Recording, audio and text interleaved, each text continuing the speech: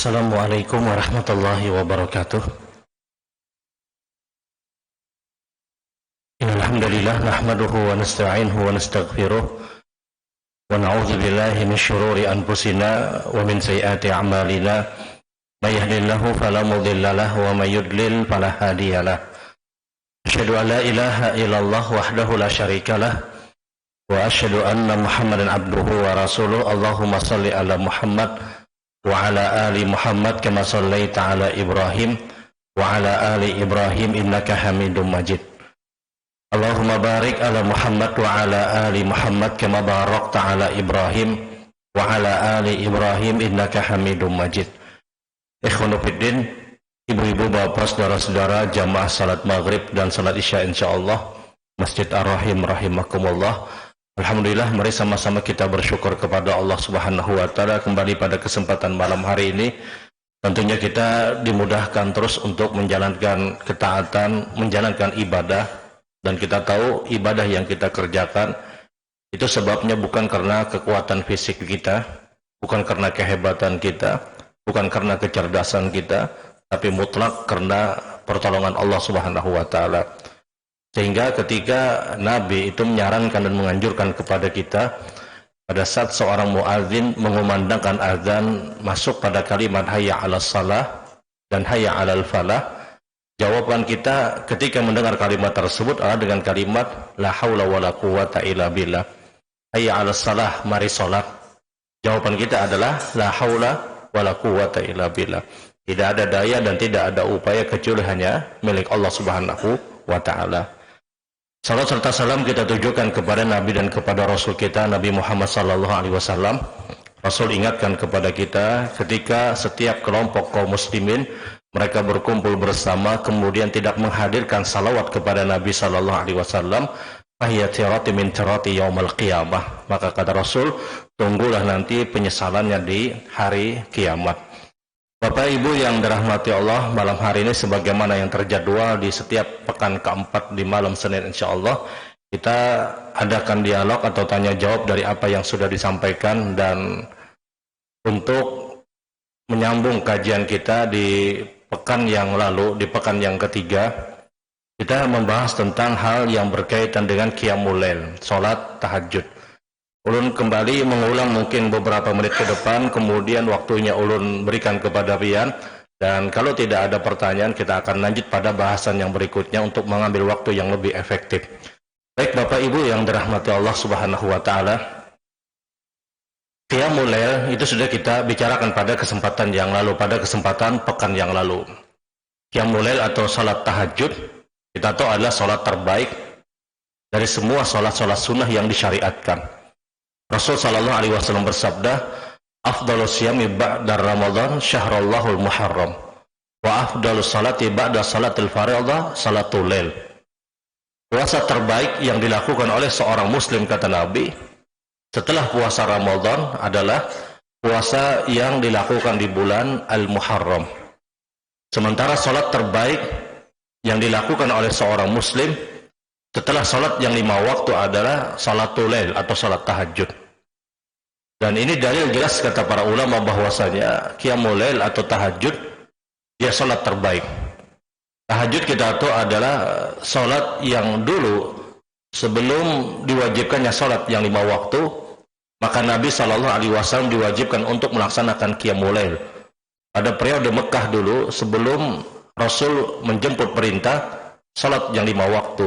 Pada perjalanan Isra dan Mi'rajnya Nabi sallallahu alaihi wasallam, maka sebelumnya adalah yang diwajibkan kepada Rasul adalah qiyamul lail, salat tahajud. Sampai kemudian Rasul sallallahu alaihi wasallam mendapatkan perintah salat yang 5 waktu, maka qiyamul lail bergeser hukumnya kata para ulama menjadi sunnah muakkad, sunnah yang sangat diperintahkan karena adanya salat yang 5 waktu. Sebagaimana juga dulu Ramadan, sebelum puasa Ramadan diwajibkan, maka puasa yang diwajibkan oleh Allah kepada Nabi sallallahu alaihi wasallam adalah puasa yang terjadi pada 10 Muharram. Aisyah radhiyallahu taala anha meriwayatkan bahwasanya Nabi sallallahu alaihi wasallam dulu sebelum diwajibkannya Ramadan, Maka puasa yang diwajibkan oleh Allah adalah puasa Asyura, puasa 10 Muharram. Kemudian turunlah firman Allah, ya ayyuhalladzina amanu kutiba alaikumusiyam kama kutiba alal ladzina min qablikum la'allakum tattaqun, yang menggeser hukum puasa Asyura menjadi sunnah karena adanya puasa Ramadan. Dan ini selaras dengan apa yang dinyatakan Nabi SAW dalam hadis tadi. Seutama-utama puasa setelah Ramadan, kata Nabi, adalah puasa yang terjadi pada bulan Al-Muharram. Dan seutama-utama solat setelah solat yang 5 waktu adalah qiyamul lail atau solat tahajud. Solat tahajud itu solat terbaik. Seorang Imam Nawawi, orang terbaik kedua di mazhab Imam Syafi'i setelah Imam Syafi'i sendiri, beliau pernah menuturkan solat tahajud atau qiyamul lail ini solat yang paling utama dari semua solat-solat sunnah. Yang kalaulah seandainya semua solat sunnah pun dikumpulkan, kemudian membanding pahala yang didapatkan oleh orang yang melaksanakan qiyamul lail, maka qiyamul lail dia lebih utama. Kalau ada orang yang menyelesaikan seluruh salat sunnah rawatib, 2 rakaat sebelum subuh, 2 rakaat sebelum zuhur, atau 4 rakaat sebelum zuhur, kemudian 2 rakaat setelah zuhur, 2 rakaat setelah maghrib, dan 2 rakaat setelah isya, bunyalahu baitan fil jannah, dibangunkan baginya istana di sorga. Dibandingkan dengan orang yang melaksanakan qiyamul lail, maka qiyamul lail itu lebih utama. Atau ada orang yang mengerjakan duha, yang Rasul sallallahu alaihi wasallam beliau pernah bersabda, khuliqa ibnu Adam bi 360 mafsalin. Setiap anak Adam, setiap manusia yang normal, mohon maaf, dia mempunyai 360 persendian. Maka hendaknya semuanya bersedekah, kata Rasulullah. Dan itu cukup dengan 2 rakaat duha. Salat sunnah 2 rakaat duha itu pahalanya sebanding dengan orang yang bersedekah sebanyak 360 kali. Ini pun dikalahkan dengan qiyamul lail. Syuruk ataupun isyraq misalnya, yang pahalanya itu dicatatkan pahala seperti orang yang umrah sempurna. Ketika dia melaksanakan salat subuh berjamaah, maka ada yadhkurullah ta'ala, kemudian dia tunggu sampai munculnya matahari. Ketika dia menunggu munculnya matahari, dia dalam keadaan beribadah kepada Allah Subhanahu wa ta'ala. Kemudian dia salat 2 rakaat, kata Rasulullah, ka'umrati tamatin tamatin tamatin. Dicatatkan pahala umrah sempurna, sempurna, sempurna. Ini pun dikalahkan dengan qiyamul lail. Semua salat sunnah itu dikalahkan dengan qiyamul lail. Yang kalaulah seandainya digabung semua salat sunnah, dia kerjakan salat sunnah rawatib, dia kerjakan syuruk, dia kerjakan duha, dia kerjakan salat sunnah antara adzan dan iqamah, dia kerjakan juga salat sunnah mutlak. Semua salat sunnah dia kerjakan, tapi dia lepaskan qiyamul lail. Sementara ada orang yang melaksanakan qiyamul lail, dia melepaskan seluruh salat sunnah yang lain. Orang yang mengerjakan qiyamul lail ini lebih utama, karena jelas hadis Nabi SAW, afdhalus salati ba'da salatil fardhah salatul lail. Salat terbaik setelah salat yang 5 waktu, kata Nabi, adalah salatul lail, salat tahajud. Dan hadis ini sekali lagi menjelaskan tentang bagaimana agungnya orang-orang yang melaksanakan salatul lail. Bahkan kalaulah seandainya dia hanya mengerjakan 2 rakaat tahajud kemudian witir 1 rakaat, ini pun sudah mengalahkan semua salat sunnah yang dikerjakan oleh seorang muslim. Ada orang yang kerjakan semuanya salat sunnah tapi dia lepaskan qiyamul lail. Ada orang yang melepaskan semua salat sunnah tapi dia kerjakan qiyamul lail. Orang yang hanya melaksanakan qiyamul lail walaupun 2 rakaat kemudian witir 1 rakaat, dia lebih utama. Kembali kepada pernyataan hadis Rasul, tidak ada salat terbaik setelah salat yang 5 waktu melebihi daripada qiyamul lail. Qiyamul lail atau salat tahajud adalah salat yang mempunyai banyak keutamaan dan fadilah. Di antaranya pernyataan Nabi sallallahu alaihi wasallam, "Alaikum biqiyamil lail, fa innahu da'bus salihin qurbatan ila rabbikum mukaffiratun 'anil ismi wa manhatun 'anil ismi." Kata Rasul sallallahu alaihi wasallam atas kalian untuk mengerjakan qiyamul lail. Alaikum biqiyamul lail. Rasul itu menekankan dengan kalimat alaikum biqiyamul lail, atas kalian untuk mengerjakan qiyamul lail. Seakan-akan kata para ulama, Rasulullah itu ingin benar-benar mewajibkan kepada kita. Karena kalimat alaikum yang disabdakan, yang itu berupa perintah, Ini menunjukkan perintah yang sangat kuat. Sebagaimana ketika Allah berfirman, ya ayyuhalladzina amanu kutiba alaikumusiyam. Wahai orang-orang yang beriman, diwajibkan atas kalian dengan menggunakan kalimat alaikum. Rasulullah menyebutkan alaikum bi qiyamil lail. Atas kalian mengerjakan qiyamul lail. Seakan-akan Rasul ingin mewajibkan qiyamul lail. Saking diperintahkannya. Karena kata Rasulullah, qiyamul lail yang kalian kerjakan adalah da'bus salihin. Ciri khas orang-orang saleh. Orang-orang baik itu kata Nabi, dia adalah mengerjakan qiyamul lail. Di antara ciri orang-orang saleh yang melekat kepada orang-orang saleh di antaranya adalah mereka orang-orang yang melaksanakan qiyamul lail. Qurbatun ila rabbikum kata Rasulullah. Orang yang mengerjakan qiyamul lail adalah orang-orang yang sangat dekat dengan Allah Subhanahu wa taala. Orang yang mengerjakan qiyamul lail kata Nabi mukaffiratun anil ismi. Menggugurkan semua dosa dan kesalahan dia. Manhatun anil ismi. Mencegah dari perbuatan dosa kata Rasul sallallahu alaihi wasallam. Ini di antara keutamaan orang yang melaksanakan qiyamul lail. Orang-orang yang mengerjakan qiyamul lail adalah orang-orang yang ketika dia kerjakan di waktu malamnya, maka besok paginya dia akan lebih bersemangat. Sebagaimana sabda Nabi sallallahu alaihi wasallam, setiap orang-orang yang tertidur, orang-orang yang tidur kata Nabi, maka syaitan itu akan mengikatkan dengan 3 ikatan. Dia akan ikatkan dengan 3 ikatan. Siapapun dari orang tersebut kata Nabi kemudian terbangun di waktu malamnya, maka inhalatin, maka terlepaslah 1 ikatan. Ketika dia ambil air wudhu kata Rasulullah, maka terlepaskan ikatan yang kedua. Pada saat dia sholat kata Nabi, maka terlepaslah semua ikatan tadi. Dan besoknya dia akan lebih bersemangat kata Rasulullah. Orang yang tidur, siapapun kita, itu pasti diikat dengan 3 ikatan. Ayat kursi yang kita baca, Al-Ikhlas, Al-Falaq, An-Nas yang kita baca, 2 ayat terakhir Al-Baqarah yang kita baca, sebelum tidurnya kita, tidak akan pernah menghalangi ikatan yang diikatkan oleh syaitan. Semua ayat, semua doa yang kita minta kepada Allah sebelum tidurnya kita, ya benar memang untuk menjaga kita dari perbuatan sihir, dari perbuatan-perbuatan yang tidak baik pada kejahatan-kejahatan malam. Tapi ikatan tersebut berlaku bagi siapapun, kecuali dari Rasul sallallahu alaihi wasallam. Rasul tidak akan pernah terikat dari ikatan syaitan. Semua kita kata Rasulullah itu terikat. Semua orang yang tertidur, semua orang yang tidur di waktu malam, dia akan diikat oleh syaitan dengan 3 ikatan, dengan 3 bukhul. Maka ketika dia terbangun kata Nabi, terlepaslah ikatan yang pertama. Inhalatul aqdah, terlepas ikatan yang pertama. Dia ambil air wudhu, terlepas ikatan yang kedua. Kemudian dia sholat, terlepaslah ikatan yang ketiga kata Rasul.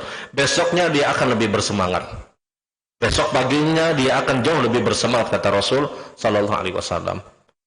Ini dalil akan keutamaan orang-orang yang mengerjakan qiyamul lail. Dia besoknya akan lebih bersemangat, besoknya akan lebih tangguh, besoknya dia akan lebih mudah menyelesaikan urusan-urusan yang akan dia hadapi. Dan ini keutamaan orang-orang yang mengerjakan qiyamul lail. Di antara keutamaan yang juga disebutkan dalam hadis Rasul sallallahu alaihi wasallam, orang yang mengerjakan qiyamul lail orang-orang yang akan sangat mudah berada dalam surga Allah Subhanahu wa taala. Sebagaimana hadis dari Abdullah ibnu Salam radhiyallahu taala an, beliau meriwayatkan bahwasanya Nabi sallallahu alaihi wasallam pernah bersabda, kata Rasul, di antara hal yang harus kita lakukan agar kita mudah untuk berada dalam surga Allah, pertama kata Nabi, kalian harus afsyus salam, sebarkan salam. At'imut ta'am, berikan makan. Shalu bil arham, perbaiki hubungan silaturahim kalian. Kemudian kata Rasulullah, shalu bil laili wa nassun niyam tadkhulul jannata bis salam. Salat malamlah kalian ketika orang-orang sedang tertidur, maka kalian akan mudah sekali untuk berada dalam surga Allah dengan selamat. Ini keutamaan orang yang mengerjakan qiyamul lail. Yang menarik hadis ini adalah semua akhir dari kalimat hadis ini diakhiri dengan huruf mim. Kata Rasul, afsyus salam, ada huruf mim terakhir. sebarkan salam, absyus salam. Wa imut ta'am, huruf mim terakhir, berikan makan untuk orang yang berhajat. Wasallu bil arham, huruf mim terakhirnya, perbaiki hubungan silaturahim. Kemudian kata Rasulullah, sallu bil laili wan nasu niyam, salat malamlah kalian ketika orang sedang tertidur. Tadkhul jannata bis salam, kalian akan masuk surga dengan selamat. Semuanya pakai huruf mim. Dan ini bukan kebetulan, ini memang dirancang oleh Allah Subhanahu wa taala dengan sabda Rasul. Sampai yang meriwayatkannya pun nama terakhirnya huruf mim, dari Abdullah bin Salam. Dan ini hadis yang sangat agung, hadis yang sangat mulia. Dan kata para ulama hadis, kami tidak pernah mendapatkan kalimat yang begitu rapi, teratur dari semua hadis Rasulullah melebihi daripada hadis ini. Semuanya diakhiri dengan huruf mim. Sampai yang meriwayatkan pun namanya Abdullah bin Salam, huruf mim. Absyus salam, at'imut ta'am, sallu bil at'imut ta'am, sallu bil arham, wa sallu bil laili wan nasu niyam, adkhulul jannata bis salam. Dan ini hadis yang sangat mulia. Dan sekali lagi ini salah satu keutamaan orang-orang yang mengerjakan qiyamul lail. Mudahnya dia untuk berada dalam surga Allah Subhanahu wa taala. Dan kita tahu bahwasanya tahajud atau qiyamul lail persyaratannya ada dua. Orang dikatakan mengerjakan qiyamul lail atau tahajud pada saat dia memenuhi dua persyaratan. Syarat yang pertama adalah diawali dengan tidur. Syarat yang kedua adalah bangunnya dia paling tidak di pertengahan malam atau di akhir-akhir malam. Sebagaimana pernyataan Allah, ya ayyuhal muzammil qumil laila illa qalila nisfahu aw inqus minhu qalila. Wahai orang yang berselimut, bangunlah kata Allah, kemudian bangunlah kalian di pertengahan malam, nisfahu aw inqus minhu qalila, atau kalian geser lagi waktunya kata Allah, lebih dari pertengahan malam. Ini dalil bahwasanya qiyamul lail itu dimulai kapan? Dari paling tidak pertengahan malam. Ya, dari pertengahan malam sampai sebelum adzan subuh. Inilah waktu untuk melaksanakan qiyamul lail. Dan waktu terbaik untuk melaksanakan qiyamul lail ada di sepertiga akhir malam. Sebagaimana sabda Nabi sallallahu alaihi wasallam, yanzilu rabbuna tabaraka wa ta'ala kulla lailatin hina yabku thuluthul laili min al-akhir fa yaqulu may yad'uni fa astajibu lahu wa may yas'alni fa a'tihi wa may yastaghfirni fa aghfir lahu. Allah Subhanahu wa taala akan turun di setiap sepertiga akhir malam ke langit dunia. Allah tantang seluruh hambanya, siapa yang minta aku berikan, siapa yang berdoa Allah ijabahi, siapa yang minta ampun Allah akan ampuni. Dan itu terjadi kapan? Di sepertiga akhir malam. Dan ini perkara-perkara gaib, kita tidak boleh untuk menghayalkan, memikirkan kayak apa Allah turun, tetanggakah turunnya atau kayak apa. Ini perkara-perkara gaib. Kalau di sini turun berarti di sana ada turun. Ini perkara-perkara gaib. Laisa kamitslihi syai'un wa huwas samiul basir kata Allah. Allah itu tidak bisa diserupakan dengan makhluk. Allah tidak bisa diserupakan dengan makhluk. Kalau hadisnya bicara tentang Allah turunnya sudah, itu yang disebutkan. Kalau hadis Rasulullah pernah bicara tentang Allah punya tangan, ya sudah Allah punya tangan. Tidak perlu kita gambarkan. Kalau ada hadis yang menyebutkan Allah tersenyum, ya sudah. Allah memang tersenyum dan tidak perlu untuk kita bayangkan dan kita bandingkan dengan seorang makhluk. Allah tertawa disebutkan dalam hadis, itu pun tidak perlu kita bayangkan. Seperti misalnya di dalam hadis Nabi SAW, ada orang yang dia membawa perbekalan dengan sangat banyak. Kemudian beristirahatlah orang ini kata Rasulullah di satu tempat, tertidurlah orang ini. Ketika dia tertidur, kemudian dia bangun dari tidurnya, maka perbekalan dan kendaraannya itu sudah hilang. Apa yang dilakukan? Dia cari kendaraan tersebut, dia cari perbekalannya dan dia tidak dapatkan. Akhirnya dia bersandar di salah satu pohon kata Nabi SAW, berserah diri, ya sudah kalau mati aja sudah. Dia sudah hampir putus asa karena perbekalannya sudah tidak ada, kendaraannya tidak ada, sementara perjalanannya sudah sangat-sangat jauh. Maka akhirnya sudah dia menunggu kematian.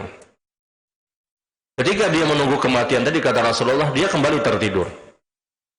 Dia bangun dari tidurnya kata Nabi SAW, ternyata kendaraan dan perbekalannya sudah ada di hadapannya. Saking dia bersyukurnya kepada Allah, dia salah mengucap kata Nabi. Kemudian dia berkata, anta abdi wa ana rabbuk. Wahai Allah, engkau adalah hambaku dan aku adalah Tuhanmu. Dia terpeleset lisan. Ya Allah, engkau adalah hambaku dan aku adalah Tuhanmu. Fadhahikatullah, maka kata Rasulullah, Allah pun tertawa. Tapi jangan kita bayangkan kayak apa model ketawanya Allah Subhanahu wa taala. Ini perkara gaib, dan ini dalil bahwasanya semua hal yang berkaitan dengan sifat, semua hal yang berkaitan dengan perbuatan Allah, kita tidak layak untuk mempertanyakannya. Tapi kita yang nanti akan ditanya pada kehidupan akhirat. Baik Bapak Ibu yang dirahmati Allah Subhanahu wa taala, kemudian jumlah rakaat pada Qiyamul Lail yang paling afdal ada di 11 rakaat. 13 rakaat itu pernah dilakukan Nabi Shallallahu Alaihi Wasallam dengan 2 rakaat awal melaksanakan salat iftitah. Namun mayoritas salat yang dilakukan Nabi ketika bicara Qiyamul Lail ada pada 11 rakaat. 11 rakaat ini rakaat yang paling utama. Bicara jumlah rakaat yang paling afdal ada di 11 rakaat. Namun Nabi pun pernah juga mengerjakan Qiyamul Lail dengan hanya 2 rakaat kemudian witir 1 rakaat. Tapi 2 rakaatnya Rasul Shallallahu Alaihi Wasallam ketika beliau mengerjakan Qiyamul Lail itu durasinya sama sebagaimana 11 rakaat yang dilakukan Rasul Shallallahu Alaihi Wasallam. Rasul tidak mengurangi kualitas sholat beliau. Nabi itu pernah 2 rakaat, tapi 2 rakaatnya Nabi lawasnya itu sama dengan 11 rakaat. Sebagaimana dalil dari Muawiyah ibnu Hakam radhiyallahu taala, dia menceritakan, saya pernah bermalam di rumah Nabi Shallallahu Alaihi Wasallam. Kemudian saya ikut tahajud bersama Rasul Sallallahu Alaihi Wasallam. Di rakaat pertama kata Muawiyah, Rasul Sallallahu Alaihi Wasallam bada bi suratil Baqarah yaqulu alif lam mim. Kata Muawiyah, di rakaat pertama Nabi sudah baca Al-Baqarah dengan alif lam mim. Fadzanantu anna Nabiy Sallallahu Alaihi Wasallam qara'aha bi mi'ati ayah. Maka ketika itu kata Muawiyah, saya sudah mengira, saya punya zon, saya sudah punya sangkaan kata beliau, Rasulullah akan membaca Al-Baqarah dengan jumlah 100 ayat. Dari Muawiyah, sudah alif lam mim, 100 ayat sudah namanya sudah. Ternyata marat Rasul Sallallahu Alaihi Wasallam kata Muawiyah, Rasulullah melewati 100 ayat. Rasulullah selesaikan Al-Baqarah. Apakah Nabi ruku? Tidak kata Muawiyah. Rasulullah kemudian kembali membaca suratun Nisa, An-Nisa. Dan ketika itu kata Muawiyah, saya tidak berani lagi menyangka dan mengira berapa ayat yang dibaca Rasul. Ya sudah, terserah Nabi aja sudah. An-Nisa ternyata dituntaskan Rasul Sallallahu Alaihi Wasallam. Dan ingat, ini rakaat pertama. Masuk rakaat kedua kata Muawiyah, setelah suratul Fatihah yang dibaca Nabi ada suratul Al-Imran. Dan Nabi pun menyelesaikan Al-Imran. Banyak pelajaran yang diambil oleh para ulama. Yang pertama jelas bagaimana kualitas ibadahnya para sahabat. Muawiyah ketika mendengar Nabi alif lam mim, dia sudah mengira ini 100 ayat. Beda dengan kita, Imam alif lam mim paling gugurnya 5 ayat aja nih. Kualitas para sahabat ketika alif lam mim Rasul, dia dengar alif lam mim, oh ini 100 ayat. Kalau kita kan Imam alif lam mim 5 ayat aja kira-kira nih. Ini bagaimana kualitas kebiasaan para sahabat radhiyallahu taala an. Pelajaran yang kedua kata para ulama, bagaimana Nabi Shallallahu Alaihi Wasallam di rakaat yang pertama membaca Al-Baqarah dan An-Nisa. Yang semestinya kalau kita bicara urutan surat adalah setelah Al-Baqarah Al-Imran. Ini dalil bahwasanya terbolak-balik surat itu hukumnya boleh tapi bukan sunnah. Rasul ketika membaca Al-Baqarah dan An-Nisa itu hanya menunjukkan kebolehan. Bukan menunjukkan sunnah. Bukan menunjukkan sunnah. Karena tidak semua praktek perbuatan Nabi itu langsung dihukumi sunnah. Belum tentu. Kadang Nabi hanya menunjukkan kebolehan. Seperti Rasul Sallallahu Alaihi Wasallam pada saat bangun dari sujud, beliau langsung berdiri. Tidak duduk istirahat dulu. Ada riwayat Imam Bazzar. Apakah sunnah langsung berdiri? Tidak. Yang sunnah itu duduk dulu baru berdiri. Ketika Nabi pernah salam di dalam salat hanya 1 kali, Assalamualaikum warahmatullahi, selesai. Apakah itu sunnah? Tidak. Karena sunnahnya adalah menyelesaikan. Nabi melakukan perbuatan ini hanya menunjukkan ini hukumnya boleh. Jadi tidak semua perbuatan Nabi itu dihukumi sunnah. Bahkan terkadang perbuatan Nabi itu hanya khusus buat diri Rasul Shallallahu Alaihi Wasallam, tidak berlaku untuk umat. Mohon maaf, seperti Nabi menikah dengan 9 istri Rasul Shallallahu Alaihi Wasallam. Yang lelakian jangan hendak berpikir mana 9. Rasul itu menikah dengan 9 istri itu khusus buat diri Rasul Shallallahu Alaihi Wasallam. Dan tidak kita katakan oh ini sunnah. Kenapa perbuatan Rasul Shallallahu Alaihi Wasallam? Setiap perbuatan bertemu dengan sabda Rasul, kemudian terjadi paradoks, terjadi pertentangan antara sabda dan perbuatan, maka perbuatan hanya khusus buat diri Rasul Shallallahu Alaihi Wasallam. Sementara sabda itu hanya untuk umat Nabi Shallallahu Alaihi Wasallam.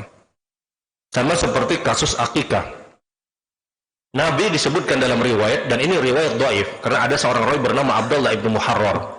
Namun kalau toh seandainya itu dianggap sahih, itu hanya khusus buat diri Rasul. Nabi mengakikahkan dirinya setelah diutus menjadi Rasul pada usia kurang lebih 40 tahun.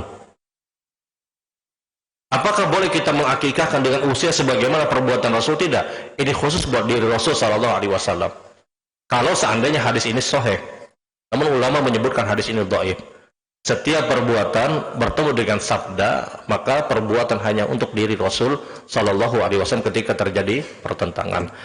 Baik Bapak Ibu yang dirahmati Allah, ulun stop dulu pada bahasan malam hari ini. Kalau ada hal yang perlu diperbincangkan dari apa yang disampaikan, atau ada hal yang dianggap dirasa perlu, waktunya ulun persilahkan. Waalaikumsalam warahmatullahi wabarakatuh.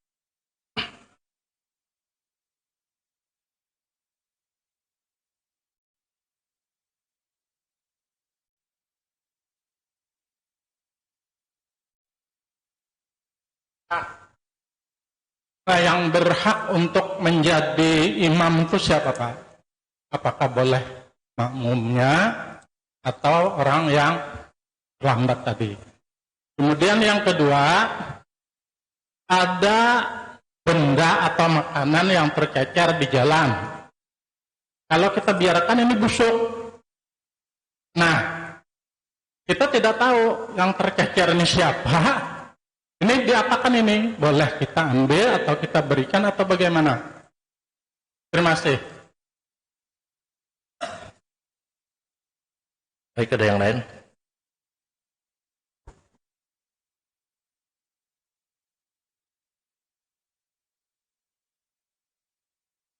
Assalamualaikum warahmatullahi wabarakatuh. Salam. Ini mengenai Sayyidul Istighfar. Di dalam salah satu ceramah hadis Hidayat itu mengatakan Sayyidul Istighfar itu puncaknya istighfar. Kenapa Pak? Puncaknya istighfar, Sayyidul Istighfar itu.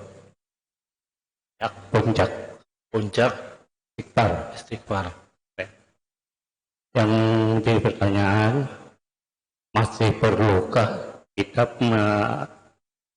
membaca istighfar biasa? Satu. Kedua, berapa banyak yang dibaca? Ketiga, kalau kita mau mengirimkan kepada kedua tua kita yang sudah meninggal, bagaimana caranya? Itu aja. Terima kasih. Wassalamualaikum warahmatullahi wabarakatuh. Assalamualaikum.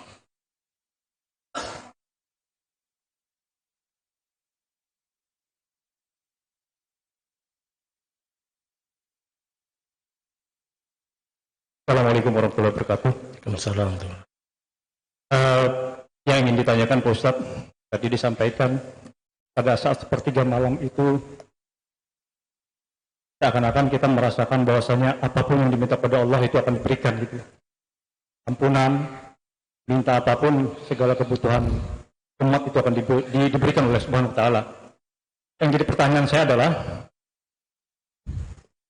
ketika seseorang itu dalam kondisi misalkan pakaian, makanan yang dia makan itu adalah sesuatu yang haram, apakah Allah juga akan mengampuninya dan mengabulkan doa-doanya pada saat bertahajud? Itu Pak Ustaz. Terima kasih. Assalamualaikum warahmatullahi wabarakatuh. Assalamualaikum. Sedikit Pak Ustaz. Dan bagaimana caranya supaya Allah mengampuni atau mengabulkan doa-doanya? Terima kasih. Ya, baik, mungkin ulun jawab dulu. Yang pertama berkaitan dengan orang yang tertinggal untuk melaksanakan sholat berjamaah, kemudian ada perintah Rasul Shallallahu Alaihi Wasallam untuk ikut berjamaah bersama orang tersebut yang dia sudah melaksanakan sholat berjamaah dan itu dinilai sedekah oleh Allah Subhanahu Wa Taala. Benar, memang disebutkan dalam banyak dalil, diantaranya adalah ketika hadis yang diriwayatkan oleh Imam Tirmidzi, disahihkan oleh Imam Bukhari dari Imam Muslim. Satu hari ketika Rasul selesai melaksanakan sholat asar, kemudian datanglah salah satu sahabat dan ditanya Nabi, apakah engkau sudah melaksanakan sholat? Dia katakan, belum ya Rasulullah. Maka kata Nabi, man yatasaddaqa bihadza rajul. Siapa yang mau bersedekah dengan orang ini? Orang ini kemudian dilihat oleh para sahabat, ya Rasulullah, orang ini tidak layak untuk mendapatkan sedekah. Stylenya orang kaya, pakaiannya tidak layak. Maka kata Rasul, salatlah engkau dengan orang yang belum salat ini. Fa inna laka nafilatan falahu fardun. Engkau dapat pahala sunnah dan dia dapat pahala wajibnya. Ini dalil bahwasanya membantu seseorang untuk mendapatkan pahala jamaah agar dia mendapatkan derajat 27, ini hukumnya sunnah. Kita sudah selesai salat berjamaah, kemudian ada orang yang belum salat. Kita bantu orang ini agar dapat pahala jamaah, ini hukumnya sunnah. Sebagaimana praktek sahabat Rasul Shallallahu Alaihi Wasallam. Pertanyaannya tadi, siapa yang paling berat untuk menjadi imam? Apakah orang tadi, orang yang belum sholat tadi, atau orang yang sudah sholat tadi? Kembali kepada kaidah bahwasanya ya umul qaum aqrahum li kitabillah. Fa in kanu fi qira'atin sawan fa alim bisunnah, fa in kanu fi sunnatin sawan fa aqdamu hijratan. Kata Rasul Shallallahu Alaihi Wasallam, yang paling berhak untuk menjadi imam adalah orang yang paling qori. Dilihat, diukur siapa kira-kira yang lebih qori di antara dua orang tadi, paling mengerti bacaan. Kemudian kalau seandainya imbang-imbang saja, sama-sama keluaran pesantren juga misalnya, maka dilihat siapa yang paling mengerti sunnah. Ternyata ilmunya kurang lebih. Maka dilihat di antara kedua orang tadi, siapa orang yang lebih dulu tinggal di tempat tersebut. Siapa yang lebih dulu tinggal di tempat tersebut, orang yang lebih lama tinggalnya. Kalau seandainya juga sama kata Nabi Shallallahu Alaihi Wasallam, maka lihat siapa yang paling dekat rumahnya dengan masjid atau musola yang mereka akan sholat di tempat tersebut. Diukur sama-sama juga misalnya. Maka ya sudah, carilah kata Rasulullah yang lebih tua di antara keduanya untuk menghormati orang ini. Ini dalil bahwasanya yang tuha non tetuha itu urutan terakhir pemilihannya. Tapi yang dicari dulu adalah siapa yang lebih qori, siapa yang paling mengerti bacaan. Nah, dilihat di antara kedua orang ini siapa yang paling pantas. Dan biasanya pandangan umum masyarakat kita adalah dia hanya lihat zahirnya saja. Kalau pina begamis diduhul-akan orang. Allah ketika berfirman, yarfa'illahu alladziina aamanu minkum walladziina utul ilma darajat. Allah mengangkat derajat orang-orang mukmin dari sekelompok kaum mukmin, ada yang Allah tinggikan lagi derajatnya. Siapa mereka? Utul ilma, orang yang mempelajari Al-Qur'an dan Sunnah. Jangankan orang yang berilmu, casingnya saja, casing orang ini berilmu itu dimuliakan orang. Yang datang ke bandara pakai gamis, karena imam di sana, ini yang pakai gamis yang ditunjuk orang. Casingnya aja sudah diangkat derajatnya, apalagi dia mengetahui masalah agama. Nah, kembali kepada pertanyaan tadi, cari siapa yang paling qori, siapa yang paling mengerti, yang paling tahulah, maka itu yang didahulukan. Jadi tidak dilihat yang belum sholat atau yang setelah, yang telah sholat, tidak. Yang dilihat adalah siapa yang paling mengerti bagaimana cara memimpin sholat berjamaah. Wallahu alam. Baik, yang kedua adalah bagaimana hukumnya ketika kita mendapatkan makanan di jalan dan jelas kalau dibiarkan itu akan rusak, apa sikap kita? Kita punya dua pilihan sikap. Pilihan sikap yang pertama, kalau itu berupa makanan dan tidak ada yang mengaku, tidak ada yang mengetahui, ambil, kalau ingin makan, kada masalah. Kemudian bersedekah atas jumlah kira-kira berapa yang kita makan tadi. Ini yang pertama. Cara yang kedua, diberikan kepada orang-orang yang berhajat, orang-orang yang dianggap memerlukan. Jadi pilihan sikap yang pertama adalah, yang pertama, kalau kita ingin makan silahkan. Karena kalau dibiarkan pun jelas tabzir, mubazir, dan mungkin rusak makanan tersebut. Nasi goreng misalnya 5 bungkus gugur misalnya. Dibuka oleh sebuting iwak ngehintalu, sebuting ayam misalnya. Maka apa sikap kita? Tidak ada yang mengaku, tidak ada yang mengetahui. Dibiarkan jelas mubazir.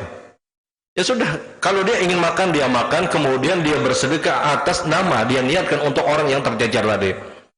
Berapa kira-kira harga nasi goreng misalnya? Harga nasi goreng taruhlah misalnya 15.000. Jangan sedekah 2.000, jangan.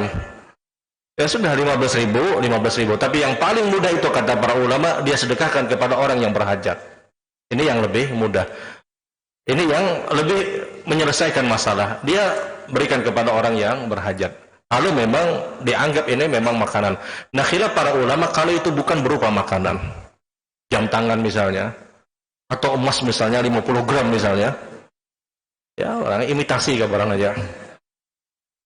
Nah, apakah yang model seperti ini dia simpan atau dia berikan kepada orang yang berkenaan, orang yang berwenang, misalnya kepolisian atau yang lainnya?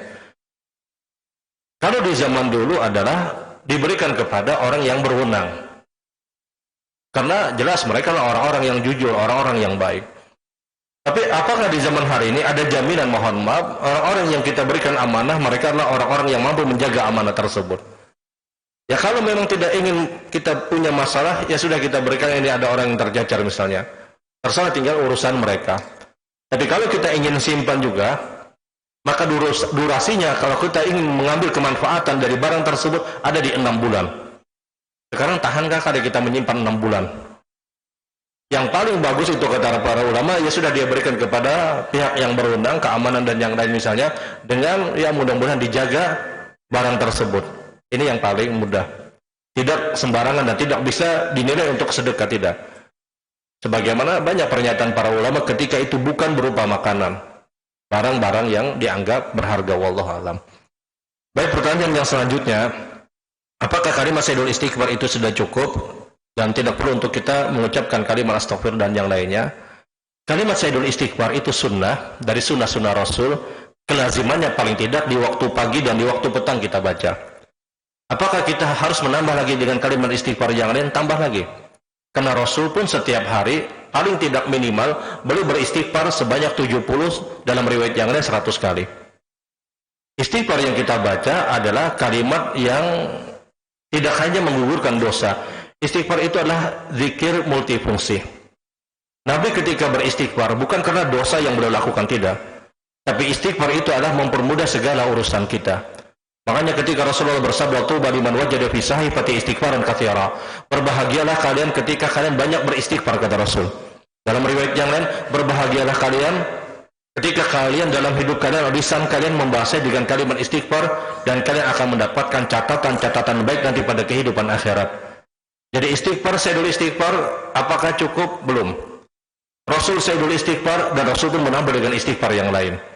Minimal 70 sampai 100 kali minimal. Dan ini kelasnya Rasul, pasti masuk surga.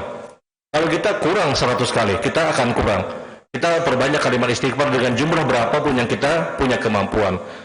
Kemudian bagaimana cara kita mengirim istighfar untuk orang-orang yang sudah meninggal dunia?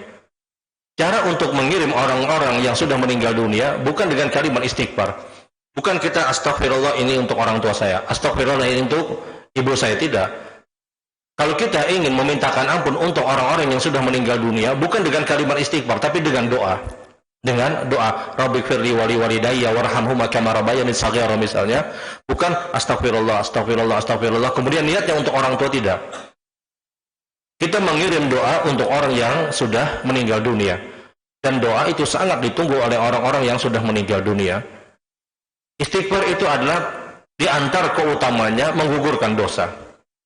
Cara kita menggugurkan dosa orang-orang yang sudah meninggal dunia adalah memintakan ampun langsung kepada Allah Subhanahu wa Ta'ala. Karena istighfar itu berfungsi untuk orang yang masih hidup. Istighfar itu berfungsi untuk kita yang masih hidup. Kalau seandainya istighfar berfungsi untuk orang yang sudah meninggal dunia, orang akan baca subhanallah untuk orang yang sudah meninggal dunia. Kalau subhanallah itu dibenarkan, maka orang akan baca Quran yang dia niatkan untuk orang yang sudah meninggal dunia. Kalau baca Quran itu dilegalkan dalam tatanan syariat, orang akan melaksanakan sholat diniatkan untuk orang yang sudah meninggal dunia, maka akan terjadi kekacauan dalam hukum. Orang yang meninggal cukup kita doakan, dan doa itu ditunggu oleh orang-orang yang sudah meninggal. Orang tua yang meninggal ya sudah kita doakan Rabbi firli wali walidayya, dan doa kita itu pasti sampai. Doa kita itu pasti sampai, wallahu alam. Baik, pertanyaan yang terakhir adalah berkaitan dengan yang mulai sholat tahajud kemudian kita berdoa, dan apakah doa tersebut memang diijabi pada saat dia menggunakan pakaian atau mempunyai harta yang haram? Jelas tidak akan diijabahi. Syarat mutlak doa itu diijabahi adalah dia menghindari dua perkara. Perkara yang pertama, dia bukan orang yang memutus silaturahim. Perkara yang kedua, harta yang dia dapatkan dihasilkan dari jalan-jalan yang halal. Ketika Nabi SAW boleh menyebutkan dalam satu riwayat yang diriwayatkan oleh Imam Bukhari dan Imam Muslim, kata Rasulullah, ketika ada orang yang bersafar, yutilu fi safar ash'as akbar, ada orang yang melakukan perjalanan yang sangat jauh, terlihat dari pakaiannya, terlihat dari rambutnya yang sangat kusam, kata Nabi, kemudian dia mengangkat kedua tangan, dia panggil ya Rabbi, ya Rabbi, ya Rabbi, wahai Tuhanku, wahai Tuhanku, wahai Tuhanku, yang semestinya doa dia diijabahi, karena dia musafir, karena dia mengangkat kedua tangan, dia panggil Allah, dia terus meminta kepada Allah. Akan tetapi kata Rasulullah, matamu haram, masyrabu haram, ghudhiya bil haram, fa anna istajabu lidzalik. Akan tetapi kata Rasulullah, bagaimana mungkin doa dia diijabahi sementara makanan yang dia makan dihasilkan dari jalan yang haram, minuman yang dia minum dihasilkan dari jalan yang haram, dia hidup dengan harta yang haram, fa anna istajabu lidzalik. Bagaimana mungkin kata Nabi doa orang ini diijabahi oleh Allah? Syarat mutlak doa itu diijabahi, dia menghindari dua perkara. Perkara yang pertama, dia bukan orang yang memutus silaturahim. Perkara yang kedua, harta yang dia dapatkan dihasilkan dari jalan yang halal. Kalau terlanjur sudah melakukan perbuatan ini, jelas dia harus perbaiki hubungan silaturahim. Berkaitan dengan harta, dan itu milik orang lain, dia kembalikan. Maka selesai, dia telah menyelesaikan urusan dia. Ternyata yang dia kembalikan seorang muslim tadi sudah diwafatkan oleh Allah Subhanahu wa taala, cari ahli warisnya. Ahli warisnya tidak didapatkan, maka sedekah atas nama orang yang sudah meninggal dunia. Tapi kalau kezaliman tersebut berkaitan dengan orang kafir, cari orangnya tidak didapatkan, cari ahli warisnya tidak didapatkan, maka uang tersebut diberikan untuk kepentingan umum. Perbaikan jembatan, perbaikan jalan misalnya, bukan dimasukkan ke dalam masjid. Kalau kezaliman itu berkaitan dengan harta orang kafir. Tapi kalau kezaliman berkaitan dengan harta muslim, sebagaimana yang disebutkan tadi. Subhanakallahumma wa bihamdika asyhadu an la ilaha illa anta astaghfiruka wa atubu ilaik. Assalamualaikum warahmatullahi wabarakatuh.